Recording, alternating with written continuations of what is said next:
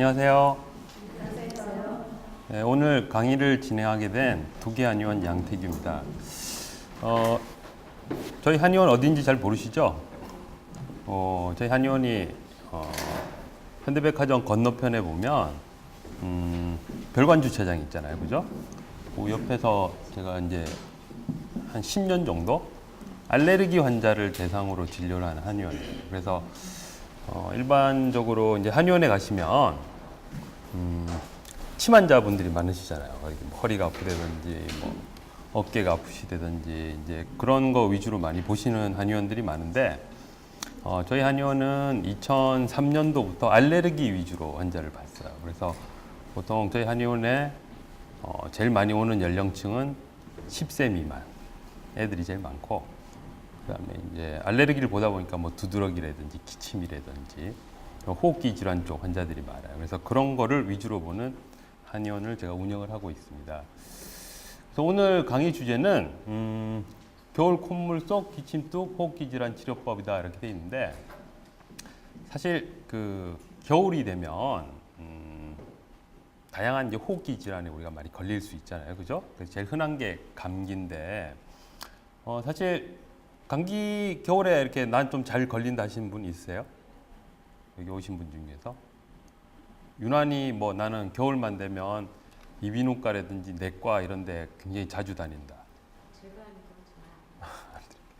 그래서 그런 분들은 오늘 강의를 들으면 내가 이래서 감기가 자주 걸리고 자주 아프구나 이런 걸 알 수가 있어요. 그래서 그냥 거기에 대한 치료법에 대해서 간단하게 설명을 드리도록 하겠습니다.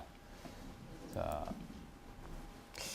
첫 제목이 어쨌든 뭐 왜 겨울철에 감기가 잘 걸릴까 이런 건데요. 여기 보시면 이제 동의보감에 보면 우리가 이제 상한문이라고 있어요. 동의보감 책이 두꺼운데 거기 이제 이런 전염성 질환에 대해서 이렇게 나와 있는 그런 부분들이 있거든요.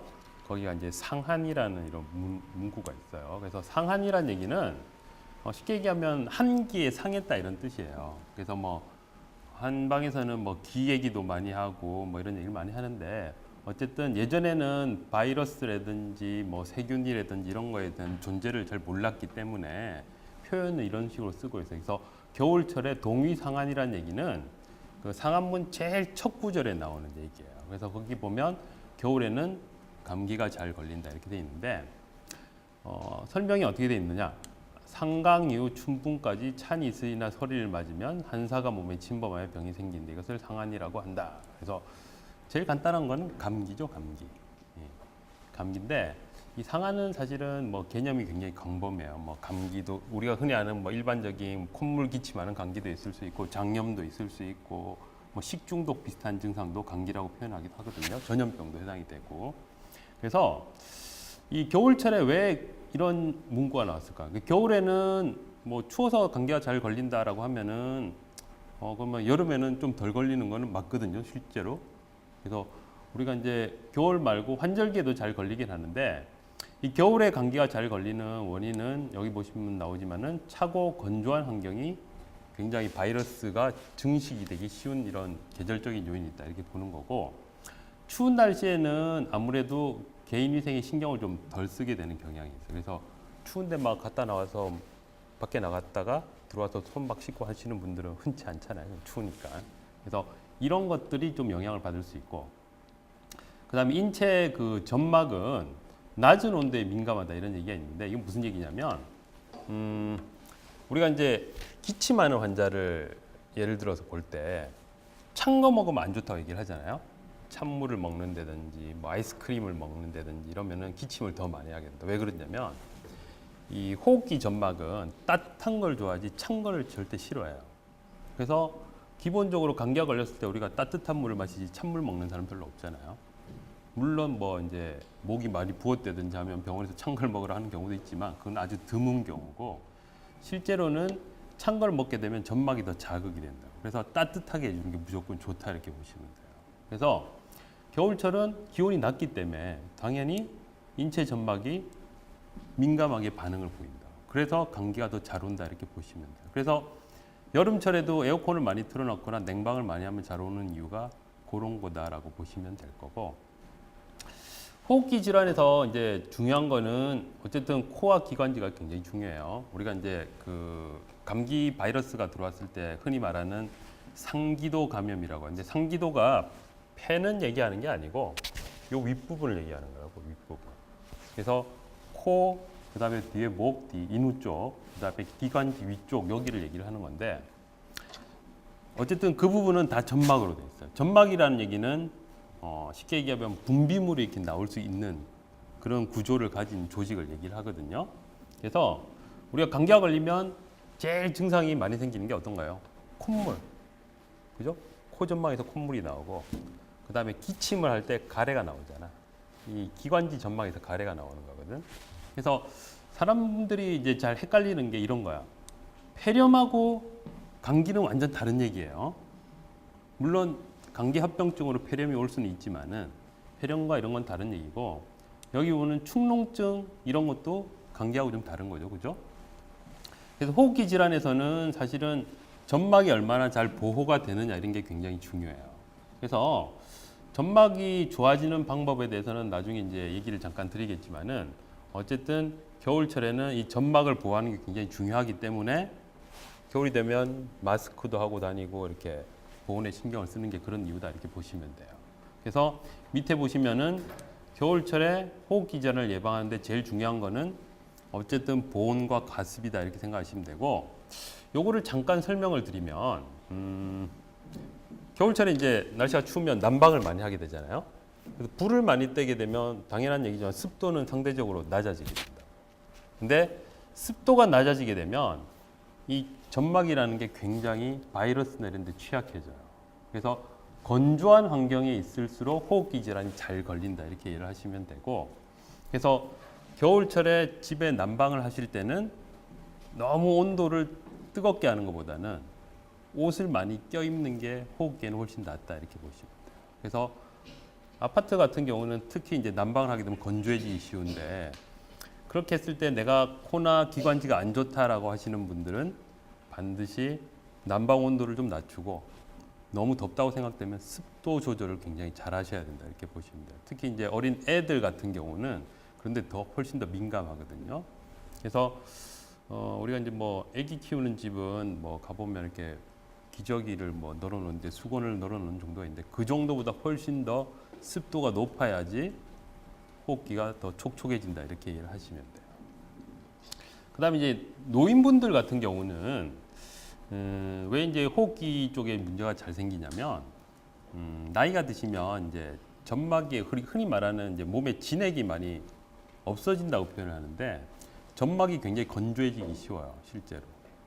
그래서 그런 것 때문에 감기가 잘 온다 이렇게 이해를 하시면 돼요. 그런 거하고 면역하고도 관련이 많은데 그래서 여기 보시면 이제 제일 마지막에 어쨌든 감기가 잘 걸리는 체질이 따로 있어요.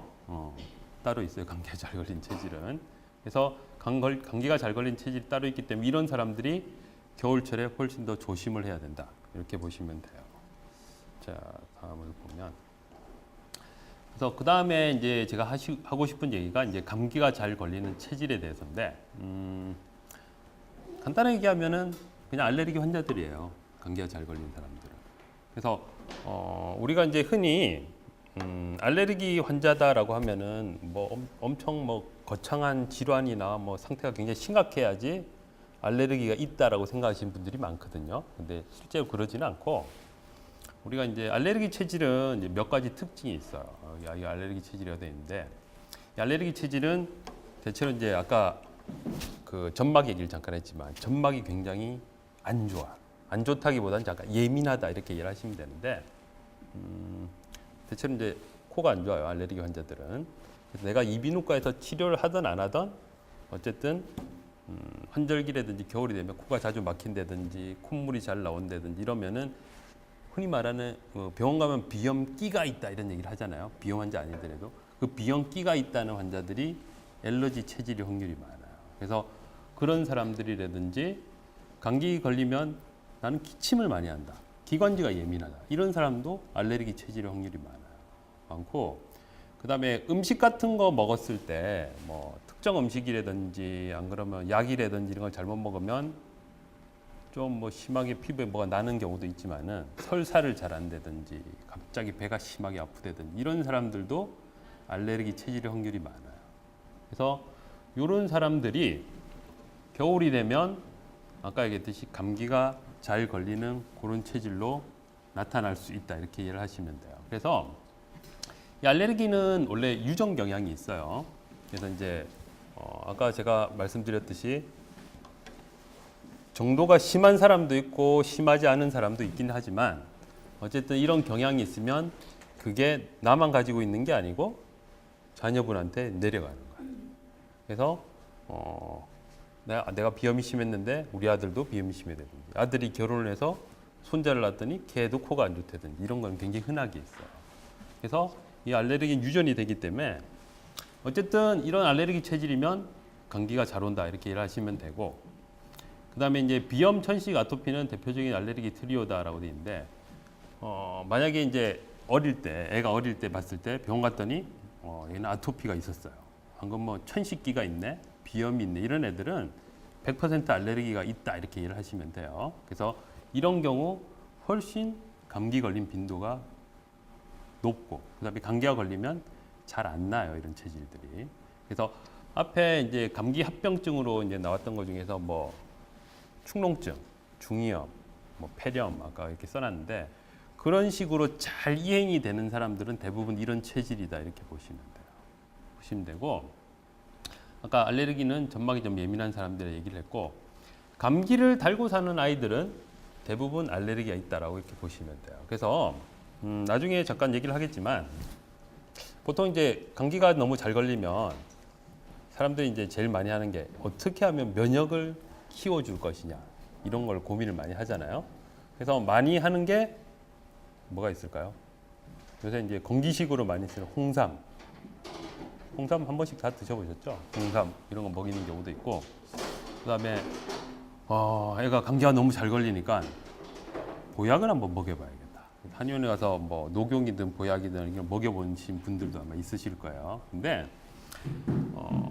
참고로 얘기하면 이제 효과를 볼 수도 있고 못 볼 수도 있어요. 못 볼 수도 있는데 대체로 이 알레르기 때문에 감기가 잘 걸리는 경우는 효과를 별로 못 봐요. 그래서 홍삼을 먹였더니 감기 똑같이 걸리네. 뭐 이렇게 한의원 가서 보약을 먹였더니 먹는 건 좀 잘 먹는 것 같은데 감기는 똑같고 뭐 겨울 내내 소아과 가는 거 똑같고 뭐 내과 다니는 거 똑같고 이비인후과 똑같이 다니네.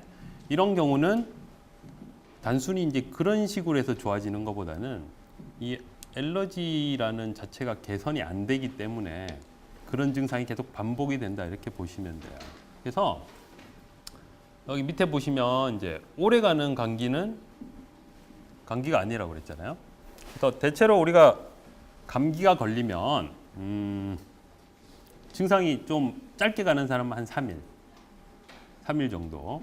그다음에 뭐 좀 오래 가는 사람이 한 일주일에서 열흘 정도 이렇게 가는데 감기 증상이 한 3주쯤 가는 것 같아요. 한번 걸리면 한 2, 3주 정도 가는 것 같다. 이런 사람들은 실제로는 감기가 아닐 확률이 많아요. 물론 이제 뭐 이런 경우는 있을 수 있겠죠. 목감기가 걸렸는데 다 낫고 나서 기침 감기가 또 생겼다든지 뭐 안 그러면 코 감기가 다시 왔다든지 이런 경우는 있을 수 있는데 그런 경우도 곰곰이 지켜보면 아까 얘기했던 알레르기하고 연관이 좀 있어요. 그래서 감기 끝에 후유증으로 이렇게 굉장히 오래 고생하는 타입은 대부분 이런 뭐 비염이 있다든지 흔히 말하는 천식기가 있다든지 이런 경우가 굉장히 흔하다 이렇게 이해를 하시면 돼요. 그래서 그런 경우는 단순히 뭐 이렇게 홍삼을 먹인다든지 뭐 어떤 보약을 먹인다든지 안 그러면은 뭐 기침이 좋으면 우리가 보통 뭐 좋은 음식들인 거 많이 해서 먹이잖아요. 그런 것들이 별로 도움이 안 될 수가 있다 이렇게 보시면 돼요. 보시면 되고 자 밑에 이제 나온 것 중에서 잠깐 설명을 드리면 비염은 감기가 다르다 이렇게 되어 있는데 비염은 코감기하고 증상은 똑같아요. 사실은 똑같은데 어떻게 다르냐? 비염은 하루 중에도 증상 변화가 있어요. 예를 들어서 내가 아침 저녁으로 콧물이 되게 심해. 근데 낮에 활동할 때는 괜찮아. 이건 비염이에요. 근데 아침에도 심하고 점심 때도 심하고 잘 때도 심하고 계속 심해. 그건 감기야 그거는. 물론 비염 환자 중에서 굉장히 심한 사람은 뭐 감기하고 똑같아요. 하루 종일 심한 경우도 있지만은 그런 것보다는 비염은 하루 중에도 증상이 변화가 계속 생겨요. 그리고 어떤 날은 좀 좋았다가 뭐 찬 공기를 많이 쐈다든지 이러면 갑자기 심해진다든지 이런 변화가 좀 있겠죠. 그래서 일반인들은 사실은 감별하기 굉장히 어려워요. 왜냐하면 소아과 의사나 뭐 내과 의사도 잘 몰라요. 이게 사실 감기인지 비염인지 잘 모르거든요. 증상이 똑같기 때문에. 그래서 대충 보면 그냥 뭐 감기예요 이러고 약을 똑같이 주겠지. 근데 이제 차이가 나는 거는 그런 거예요. 그러니까 소아과 의사나 내과 의사도 환자를 너무 많이 보시다 보면 사실은 이런 걸 잘 놓치는데 한 열흘쯤 약을 줬는데 환자가 안 낫는다고 계속 와. 그럼 그때 돼서야 비염이 있는데요. 이제 이렇게 얘기를 하는 거지 사실은. 그래서 이거는 구별이 잘 안 돼요 실제로는. 근데 이제 어쨌든 비염은 하루 중에도 증상 변화가 생길 수 있다 이렇게 보시면 되고 감기가 걸리면 하루 종일 심하다 이렇게 이해를 하시면 간단해요. 그 다음에 이제 여기 밑에 나오는 만성 기침과 감기는 다르다 이렇게 돼 있는데 겨울철 되면 이제 찬바람을 많이 쐬니까 아까 기침을 많이 할 수 있다고 제가 말씀을 드렸는데 기침 환자 중에서 예를 들어서 이제 감기가 걸리면 우리가 이제 그냥 기관지염이 살짝 왔다라고 얘기를 하는데 그런 거 말고 기침을 2주, 3주 이렇게 계속 지속적으로 하는 사람이 있어요. 그러면 우리가 이제 야 무슨 이 기침 감기가 이렇게 오래 가냐라고 생각을 하겠지만 실제로는 그거는 감기가 아니고 만성 기침일 확률이 많아요. 그래서 만성 기침은 어떤 걸 얘기를 하냐면 흔히 말하는 우리 일반적인 이런 기침이 한 3주 이상 간다라고 만성 기침으로 봐요. 그래서 기침을 할 때 이제 감별을 좀 잘 해보셔야 되는 게 기침 환자들이 왔다. 근데 내가 가래가 많어. 가래가 많으면 일단 아까 점막에서 뭐가 나온다고 그랬잖아요. 그러면 기관지염일 확률이 많아요. 근데 애가 왔는데 기침을 뭐 한 달쯤 했다 이거야. 한 달쯤 했는데 얘는 아침 저녁으로 심해. 이러면 기관지가 아니고 코 문제 때문에 그런 확률이 많아요. 나중에 이제 설명을 드리겠지만은 우리가 이제 축농증이나 비염이 있으면 콧물이 앞으로 나오지 않고 뒤로 넘어가는 사람이 있어요. 그것도 체질적인 문제 때문에 그런 경우가 있는데 뒤로 넘어가게 되면 우리가 이렇게 자려고 눕잖아요. 그럼 어른도 있어요. 콧물이 뒤로 넘어가. 풀면 잘 안 나오는데. 그러면 이 콧물이 넘어가면 이 인후 쪽은 기침 수용체라고 하는 센서가 많이 있거든. 그리고 자극을 딱 주면 바로 기침을 한다고. 가래 기침을. 그래서 애가 자는 동안에 가래 기침을 해요. 그 다음에 자고 나서 가래 기침이 심해. 자려고 누웠는데 기침을 해. 이러면 코가 영향일 수 있다 이렇게 보는 거지. 근데 이제 어른은 아주 많지는 않아요. 애들은 코가 넘어가는 건지 기관지에서 가래가 나오는 건지 잘 구분이 안 될 때 있지만 어른은 자기가 확실히 얘기를 하기 때문에 차이가 나긴 한데 어쨌든 그런 기침은 감기하고 다르기 때문에 반드시 가래 기침이 아침 저녁으로 심하면 코를 의심을 한번 해봐야 된다 이렇게 보시면 되고 저희 한의원 이름이 이제 두기 한의원인데 그 두기 한의원이 뭘 줄임말이냐면 두드러기하고 기침의 줄임말이에요. 그래서 이제 우리 한의원에 오는 기침 환자 중에서 만성 기침 환자들이 많은데 저희 한의원에 온 기침은 약간 특이한 기침이야. 기관지 과민증이라는 거예요. 그래서 그거는 여기 계신 분 중에도 확률적으로 한 5, 6명 이상은 알아봤을 거예요. 어떤 거냐면 감기가 딱 걸렸어. 근데 감기 증상은 다 났는데 마른 기침을 오래 한 사람이 있어요. 가래도 별로 없어요. 마른 기침을 오래 하고 여기가 간질간질해. 그래서 말을 한다든지 뭐 먼지 많은 데 간다든지 이러면은 기침이 막 갑자기 발작적으로 미친 듯이 하는 사람이 얼굴 빨개질 정도. 그래서 그런 사람들은 기관지 과민증이에요. 이건 염증이 아니고 이 아까 제가 말씀드린 대로 기관지에 있는 센서가 예민해져서 하는 거예요. 그러니까 알레르기 있는 사람들이 흔하게 하는 기침인데 이거를 오래 하는 사람은 뭐 6개월씩이에요. 근데 병원 가서 검사하면 아무 이상이 없어. 그리고 굉장히 특이한 거는 잠들면 안 해요. 뭔 얘기냐? 낮에는 엄청 심하게 하는데 잠들어서 의식이 싹 없어지면 기침을 전혀 안 해요.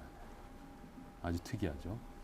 그래서 그런 사람들이 꽤 있어요. 그래서 그런 거는 절대 병원 가서 못 고치는 병이에요. 안 낫는 병이고 그런 만성 기침은 기관지 과민증이라고 일반 감기와는 다른 기침이다 이렇게 보시면 돼요.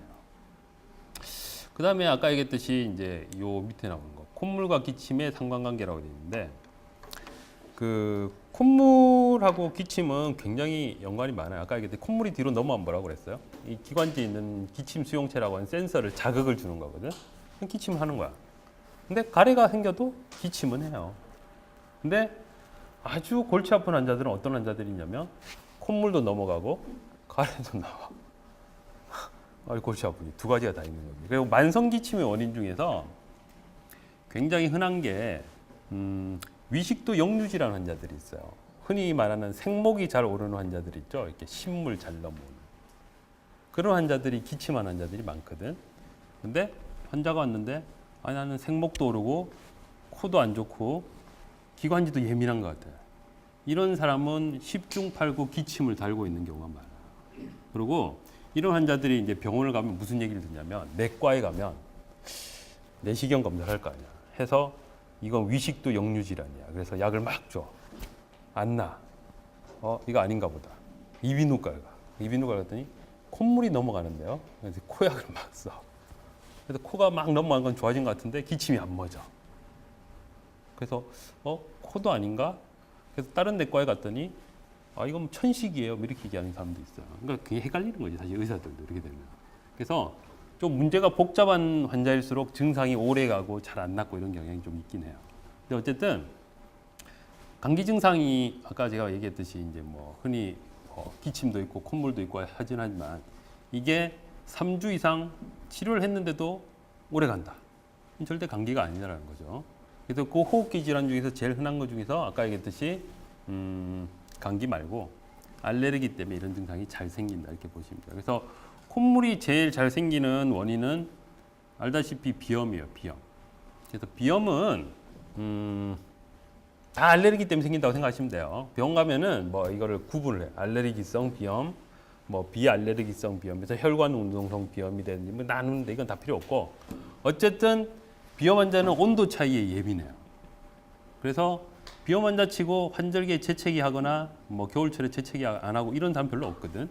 그래서 비염 환자는 추워지면 무조건 재채기하고 콧물이 난다 이렇게 보시면 되고 천식 환자도 마찬가지예요. 천식 환자도 찬 거 먹으면 기침해요. 뭐 예를 들어서 뭐 여름철에도 아이스크림 먹으면 기침하고 겨울에 찬바람 쐬면 기침하고 한다고. 예민한 거지.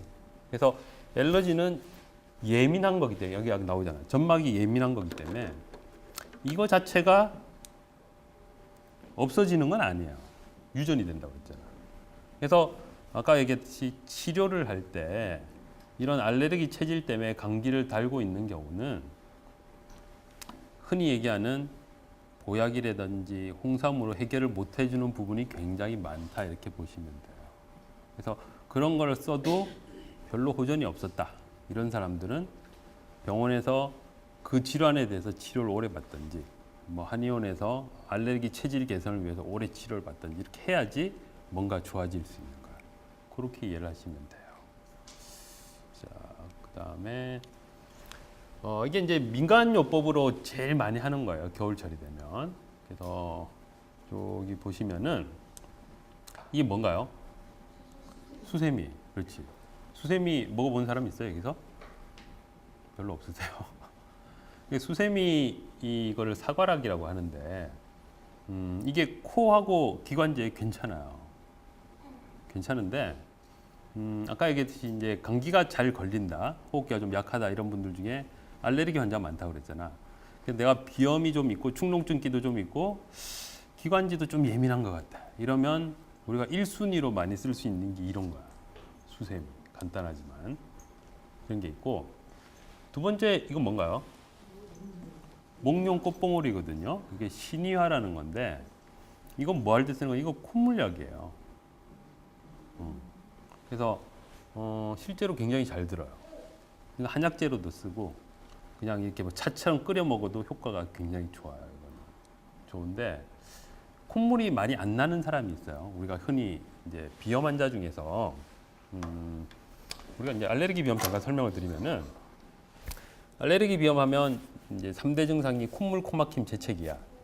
근데 이게 체질에 따라 틀려. 예를 들어서 이건 좀 다른 얘기지만 우리가 뭐 사상 체질 혹시 들어보신 적 있으시죠? 뭐 소양인, 뭐 태음인 얘기 들어보신 적 있는데 소양인들은 콧물 잘 안 나요. 비염 환자들이. 그래서 비염 환자 중에서 콧물, 코막힘 재채기지만 나는 콧물은 없고 코가 막혀서 힘들다. 소양인일 확률이 80% 이상이라고 생각하십니다. 그래서 이런 사람들은 이거 먹으면 효과가 별로 없어요. 무슨 얘기냐? 다 좋은 건 아니다라는 얘기를 하는 거죠. 그 다음에 소양인 차라리 이게 나아요. 수세미가 훨씬 낫다고 보시면 되고, 이건 뭔가요? 이게 이제 제일 많이 먹는 거잖아. 기침한다 싶으면 무조건 도라지를 한두 번 안 먹어본 사람은 거의 없어요. 대부분 다 먹어보거든요. 근데 이 도라지는 어떤 기침이 좋느냐? 가래 기침이 좋아. 가래 기침. 그러니까 가래가 없는 건성 기침에는 쓰면 효과가 별로 없어요. 왜 그러냐면 이 도라지 자체가 염증을 가라앉힌 작용을 하는데, 가래가 없는 기침은 엘러지 때문에 하는 거지 염증 때문에 하는 건 아니거든. 그런 데는 이걸 백날 써도 아무 효과가 없어요. 난 가래 없는데 마른 기침 아까 오래 하는 사람 있다고 그랬죠. 기관지 과민증 같이. 그런 환자들은 이걸 뭐 3개월, 6개월 안에 몇 년을 먹어도 전혀 효과가 없어요. 차라리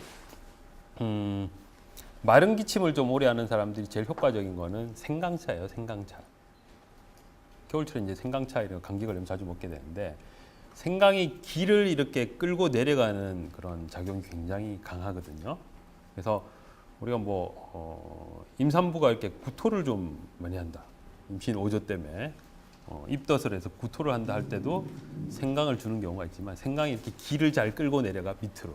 그러니까 거꾸로 오르는 거를 잘 억제를 하는 거지. 그래서 토할 때도 쓰고 기침할 때도 쓰는데, 여하튼 마른 기침을 좀 한다라고 싶으면 생강차에다가 당뇨가 없는 경우는 꿀을 많이 넣어서 쓰면 굉장히 특효처럼 잘 들을 수 있어요.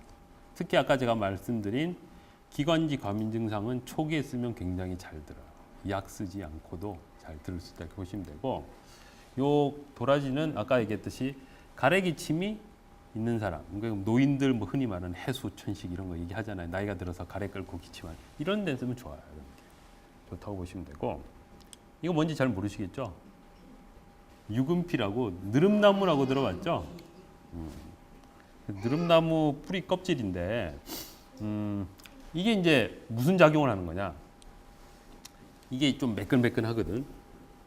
뭔 얘기냐면 점액이 나와. 점액이. 그러니까 이게 쉽게 얘기하면 점막을 이렇게 적셔주는 역할을 해요.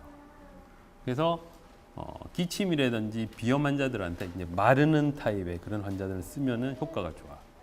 그래서 이거를 일명 인터넷에 보면 코나무라고 하는 경우도 있는데, 이건 절대 콧물이 줄줄 나는 타입에 쓰시면 안 돼요. 이거를 그 모 한의사가 나와서 비염에 좋다고 이렇게 얘기를 해갖고, 이게 콧물 줄줄 나는 환자들이 이걸 막 다려 먹고 하는데 이거 효과가 별로 없어요. 그러면. 이거는 코가 마르고 건조하고 이런 타입에 쓰는 거야. 그래서 이게 이제 느릅나무라는데, 느릅나무가 사실 엘러지에 효과가 좀 있어요. 확실히. 그래서 한의원에서 약재로 쓰는 한의원도 있는데 저희는 잘 쓰진 않는 약재인데, 어쨌든 일반적으로 민간에서 쓰는 거는 이 정도가 제일 많이 크지. 수세미하고 도라지 이런 게 제일 많다고 보시면 돼요. 이거는 경동시장이나 이런 데 가면 팔아요. 사실은 파는데, 아까 얘기했듯이 내가 내 체질을 잘 모를 것 같으면 그냥 이런 거 안 하는 게 나아.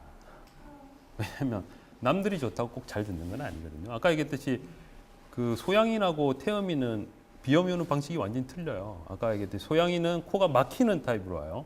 막히고 재채기하고 가렵고 이런 타입으로 오고, 이 사람은 절대 콧물 줄줄 이런 거 절대 안 와요. 안 오고, 태음인이나 이런 소음인들은, 음인들은 콧물 줄줄 나요, 진짜로.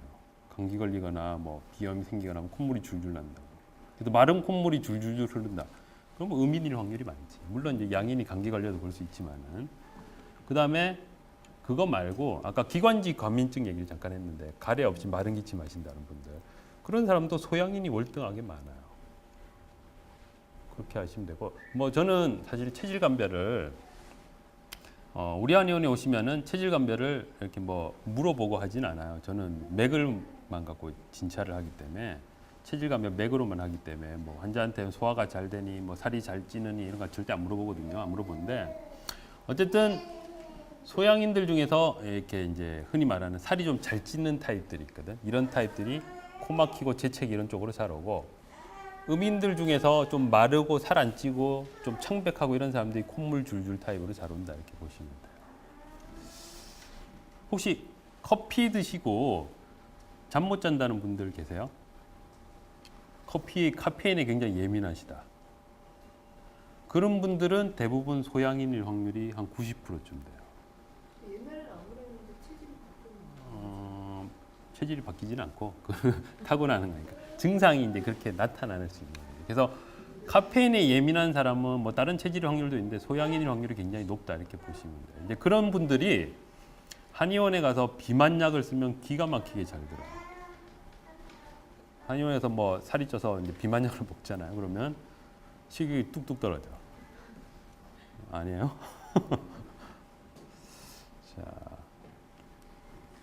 그 다음에 이제 오늘 하는 강의 중에서 제일 중요한 게 이제 면역을 강화시키는 방법 이런 건데, 여기 이제 제일 처음에 이제 제가 족욕을 써놨어요. 족욕은 왜 써놨냐면, 아까 콧물 줄줄 나는 비염 환자들 있죠.